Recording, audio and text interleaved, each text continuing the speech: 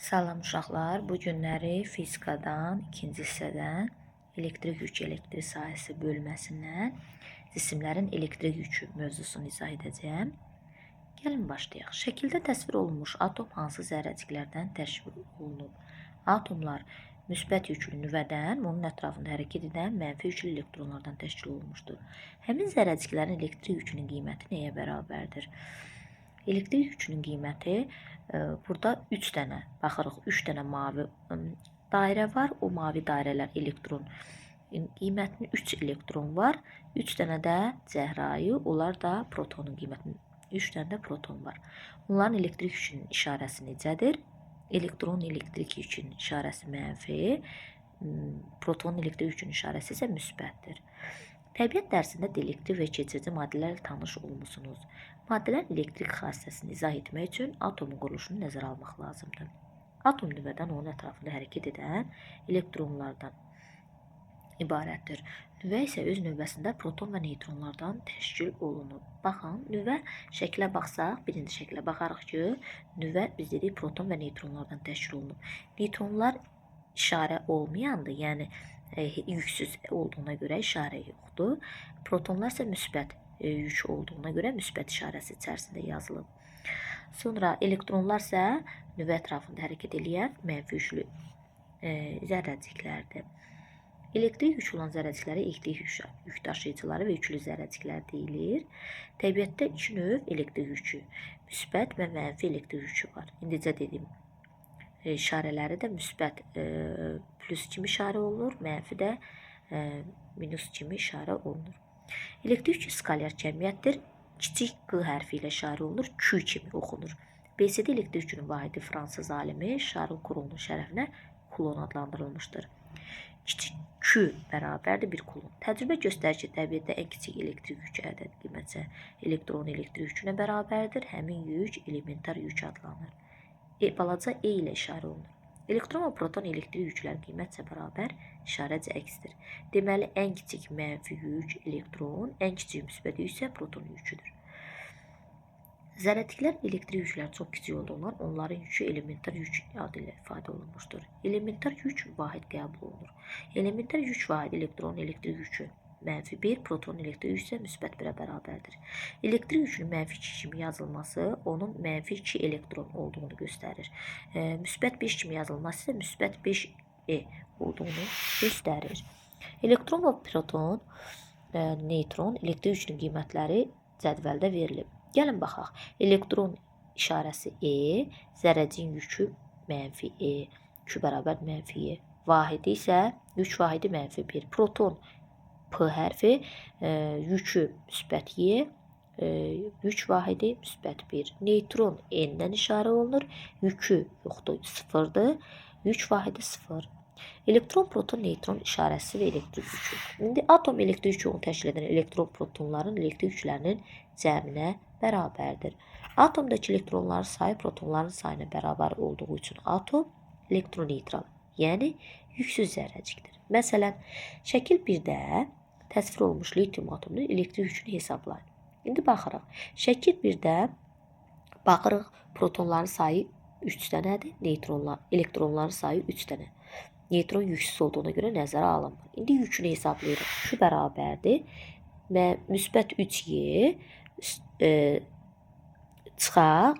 Üstünə gələk mənfi 3Y mötərizədə yazaq, sonra çıxaq olacaq. Müsbət 3Y ilə mənfi 3Y çıxıldı və 0 qaldı. Deməli, litium atomunun elektrik yükü 0-a bərabərdir.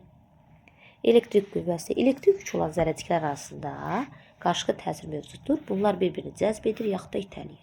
Bunlara elektrik qüvvəsi. Yüklü zərrəciklər arasında qarşılıqlı təsir qüvvəsi həmin elektrik qüvvəsi adlanır. Deməli, eyni işarəli yüklər bir-birini itələyir, müxtəlif işarəli yüklər isə bir-birini cəzb edir. Həmçinin yüksüz zərrəciklər arasında elektrik qarşılıqlı təsir qüvvəsi olmur. İndi şəklə baxsaq görərik. Mənfi yük bir-birini itələyir, müsbət yük bir-birini itələyir, mənfi-müsbət yük bir-birini cəzb edir. Yüksüz zərrəciklə müsbət zərrəcikdə görüşsə, arasında elektrik qarşılıqlı təsir yaranmır, mənfi zərrəciklə görüşsə, arasında elektrik qarşılıqlı təsir yaranmır. İndi sual verir. Şəkildə hidrogen atomu təsvir olunub. elektronla proton arasında hansı elektrik qarşılıqlı təsir qüvvəsi var? Elektronla proton arasında biz dedik biri müsbətdir, biri mənfidir. Ona görə də bunlar arasında cəzb etmə qüvvəsi mövcuddur. Hansı halda zərrəciklər bir-birinə elektrik qüvvəsi ilə təsir etmir? İndi baxaq işin gedişi. Şəkil A və B zərrəcikləri göstərilir. A zərrəciyi elektron, B zərrəciyi isə növbə ilə elektron, proton, neytron olduğunu qəbul edin.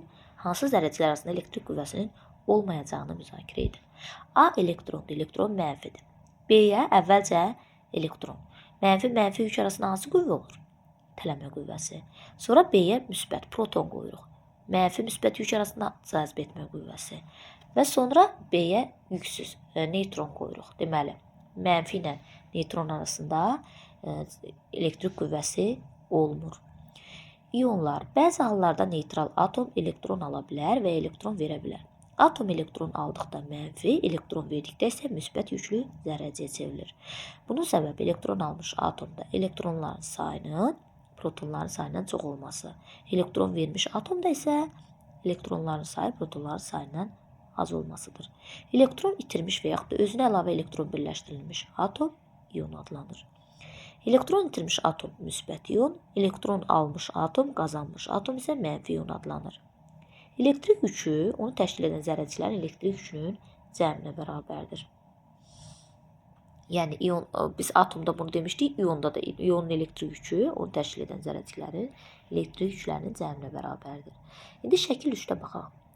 Neytral litium atomu. Neytral litium atomu 3 elektron və 3 protondan ibarətdir. Neytron yüksüz olduğuna görə neytronun yükü nəzərə alınmır. Deməli, yükü hesablayanda, iyonun elektrik yükünü hesablayanda Q bərabərdir. Mənfi 3y üstünə gələk 3y, o da bərabərdir 0. B variantına baxırıq, müsbət litium iyonu. Bunda litium iyonunda mənfi 2 elektron var, 3 proton. Deməli, Q bərabərdir mənfi 2y, üstünə gələk 3e, o da bərabərdir müsbət 1y. Deməli, müsbət litium iyonu bir müsbət elektronu var. Mənfi litium iyonu, baxaq, Q bərabərdir 4 dənə elektron var, mənfi 4y, üstünə gələk 3e proton, o da bərabərdir mənfi 1y. Məsələ həllinə baxaq. Elektrik yükü mənfi 2y olan iyonun nüvəsində 16 proton var. Həmin iyondakı elektronların sayını tapın. Biz yükü Q ilə işarə. Q bərabərdir mənfi 2y. Nüvəsində 16 proton var, müsbət 16y. Deməli, elektronu hesablayırıq. Elektronu bilmədiyimizi n-dən işarələyək. N mənfi y, üstünə gələk 16y, o da bərabərdir mənfi 2y. Mənfi ny bərabərdir mənfi 2y, çıxaq 16y. Mənfi ny bərabərdir mənfi 18y, n də bərabərdir 18-ə. Deməli, iyonun elektrik yükü 18 oldu.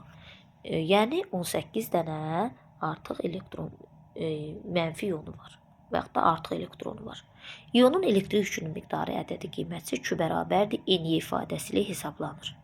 Burada n atomun itirdiyi və qazandığı elektronların sayıdır. Maddənin quruluşu və cisimlərin elektrik yükü. Təbiət dərsindən bilirsiniz ki, bütün cisimlər maddələr də atomlardan təşkil olunub. Bu şəklimizdə, bizdə şəkil 4-ə baxa bilərsiniz. Göstərilən kitab üçün istifadə olunmuş kağız ağacdan hazırlanıb. Ağac isə bir sıra materiallardan, karbon, hidrogen, oksigen atomlarından ibarətdir. Cisimlərin elektrik yükü həmin cismi təşkil edən yüklü zərrəciklərin elektrik yükü ilə əlaqədardır. Cisimlərin atomlardan təşkil olunmasını ümumi şəkildə aşağıdakı kimi şəkildə baxarsınız, onu kimi göstərmək olar. Yəni, cisim atomdan təşkil olunub, atom, elektron və nüvədən təşkil olunub. Yəni, qələm atomla, atomlar isə elektron və nüvədən təşkil olunub. Cismin elektrik yükü mənfidirsə, həmin yük elektron elektrik yükünün tam mislinə bərabərdir. Yəni, tam deyəndə nəyi nəzərdə tutur? Q bərabərdir mənfi 1y, Q bərabərdir mənfi 2y, 3y və s. Yəni, 2,5e ola bilməz. Tam misillərinə bərabərdir. Çünki ən kiçik elektron yükü, proton yükü ən kiçik elementar yük, ən kiçik element yükdür də. Ən kiçik elementar yük, ona görə elementar yük adlanır. Cismin elektrik yükü müsbətdirsə, həmin yük protonun elektrik yükünün tam misilinə bərabərdir bu da. Q bərabərdir müsbət 1Y, müsbət 2Y, Q bərabərdir müsbət 3Y və s. Cisimlər atomlardan təşkil olunur. Atomların elektrik yükü sıfıra bərabər olduğu üçün cisimlərin də elektrik yükü sıfıra bərabər olur. Bəzən neytral cisimlər elektron itirə bilər və ona əlavə elektron birləşə bilər. Ona görə də elektronların sayı protonların sayından çox az ola bilər.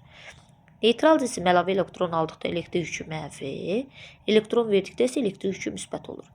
Elektriklənmiş cismin yükünün ədədi qiyməti Q bərabər yeni ifadəsilə hesablamaq olar. Burada N cismin aldığı və ya verdiyi elektronların sayıdır. Deməli, əgər alarsam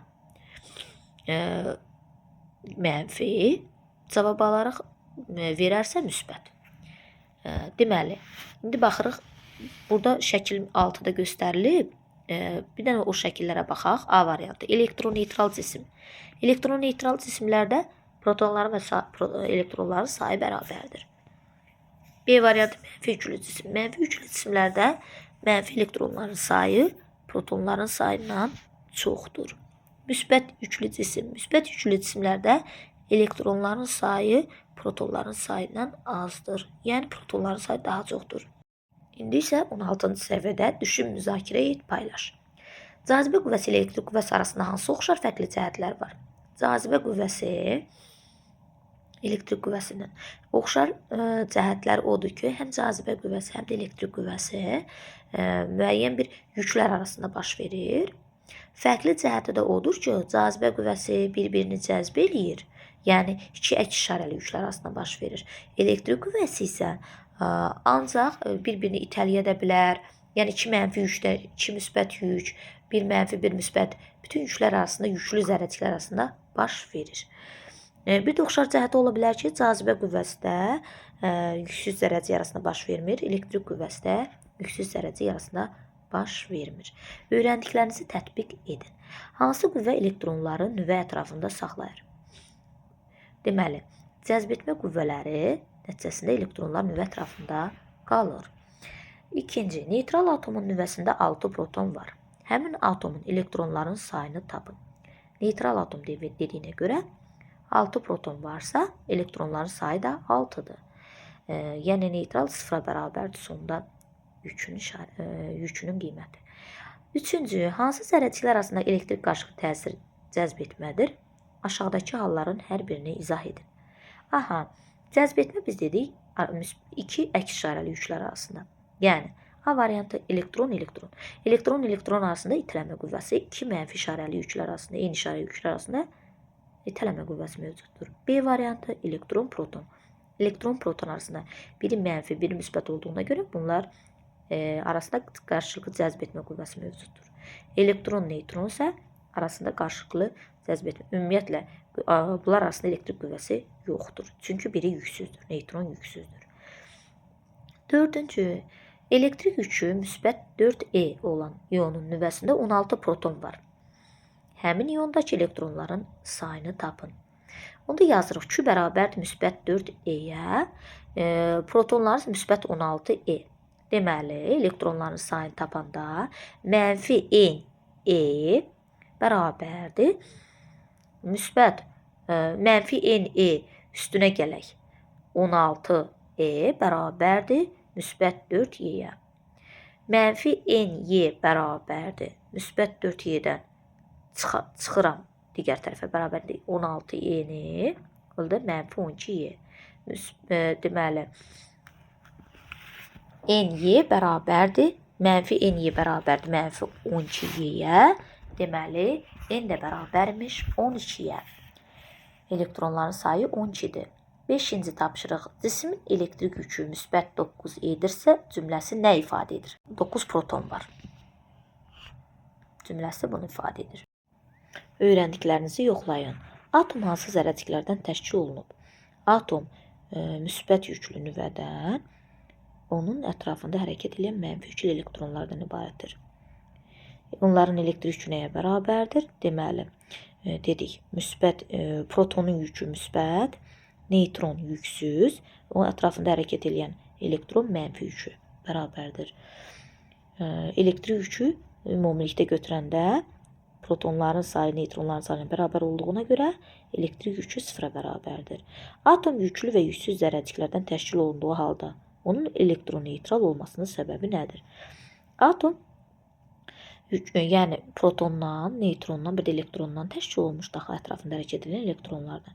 Onun elektroneytral olmasının səbəbi protonların və elektronların saylarının bərabər olmasıdır. İyon nəyə deyilir?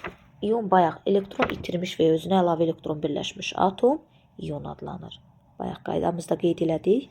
Elektron itirmiş və özünə əlavə elektron birləşmiş atom iyon adlanır. Elektron itirmiş atom müsbət iyon idi.